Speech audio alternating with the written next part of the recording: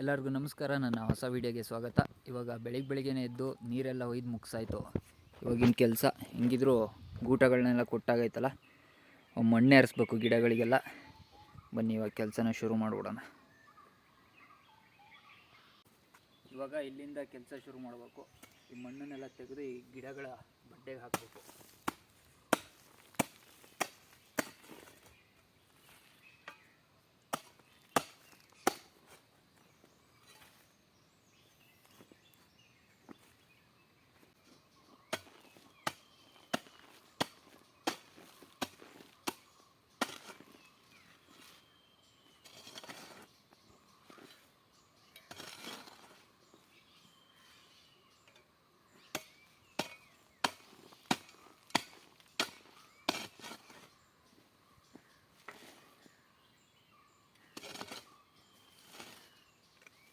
ಇದೇ ಥರ ಕಾವಲಿ ಮಾಡಿ ಅಲ್ಲಿವರೆಗೂ ಮಣ್ಣು ಏರಿಸ್ಕೊಂಡು ಹೋಗ್ಬೇಕು.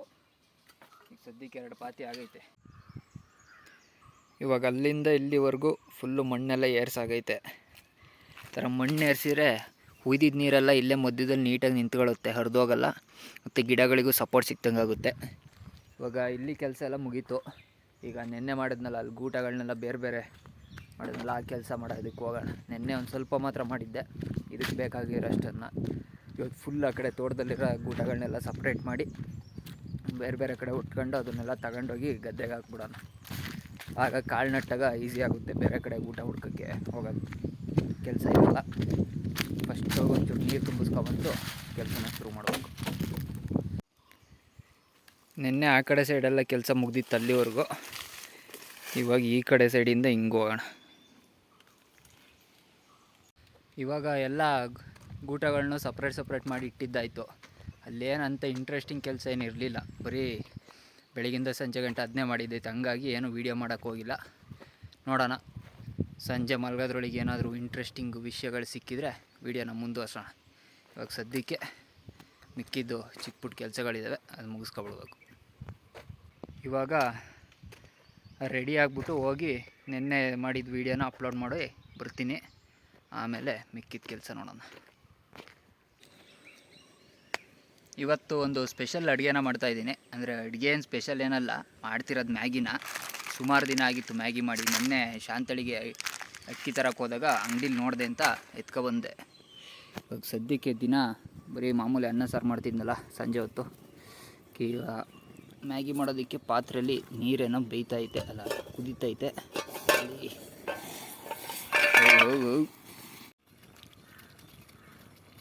ನೀರು ಫುಲ್ಲು ಕುದೀತೈತೆ. ಈಗ ಮ್ಯಾಗಿ ಹಾಕ್ಬಿಡೋಣ ಅದಕ್ಕೆ.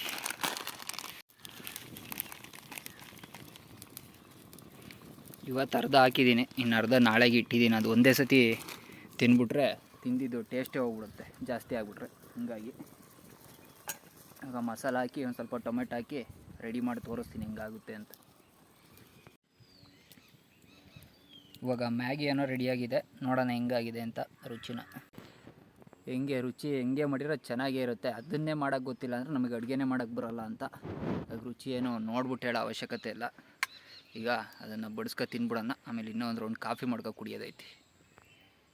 ಇವಾಗ ಮ್ಯಾಗಿ ಏನೋ ಟೇಸ್ಟ್ ಆಗಿತ್ತು, ಈಗ ಕಾಫಿನೂ ಆಯಿತು. ಈಗ ಕಾಫಿ ಕುಡಿದ್ಬಿಟ್ಟು ಆಗಲೇ 400 ಪೇಜ್ ಓದಿ ಮುಗಿಸಿದ್ದೀನಿ ಮಲೆಗಳಲ್ಲಿ ಮದುಮಗಳನ್ನು. ಅದನ್ನು ಈಗ ಮತ್ತೋಗಿ ಮುಂದುವರ್ಸೋಣ. First coffee ಮುಗಿಸ್ಬಿಡಿ. ಮೊದಲು ಕಾಫಿನ ಮುಗಿಸ್ಬಿಟ್ಟು ಆಮೇಲೆ ಪುಸ್ತಕ ಓದೋಕ್ಕೆ ಹೋಗೋಣ. ಇವಾಗ ಪುಸ್ತಕ ಓದಿದ್ದೇನೋ ಆಯಿತು. ಈಗೊಂದು ಚಿಕ್ಕದಾಗ ಒಂದು ಕತೆ ಬರೀತಿದ್ದೀನಿ, ಆಮೆ ಶಿಕಾರಿ ಅಂತ. ನಾವು ಒಂದು ಟೈಮಲ್ಲಿ ಒಂದು ದೊಡ್ಡದೊಂದು ಆಮೆ ಹಿಡಿದಿದ್ವಿ, ಅದ್ರ ಬಗ್ಗೆ. ಇಲ್ಲಿಗೆ ಬಂದಮೇಲೆ ಇದು ಬರೀತಿರೋದು 4ನೇ ಕತೆ. ಆಗಲೇ ಒಂದು 4-5 ಕತೆಗಳು ಬೆಂಗಳೂರಲ್ಲಿದ್ದಾಗ ಬರೆದಿದ್ದೆ. ಇದನ್ನೆಲ್ಲ ಆದಷ್ಟು ಬೇಗ ಪಬ್ಲಿಷ್ ಮಾಡಿಸ್ಬೇಕು, ಅಟ್ಲೀಸ್ಟ್ ಒಂದು ಪೇಪರಲ್ಲಾದರೂ ಬರೋಂಗೆ. ಸದ್ಯಕ್ಕೆ ಆಮೆ ಶಿಕಾರಿ ಕತೆ ಬರೆಯೋಕ್ಕೆ ಶುರು ಮಾಡೋಣ.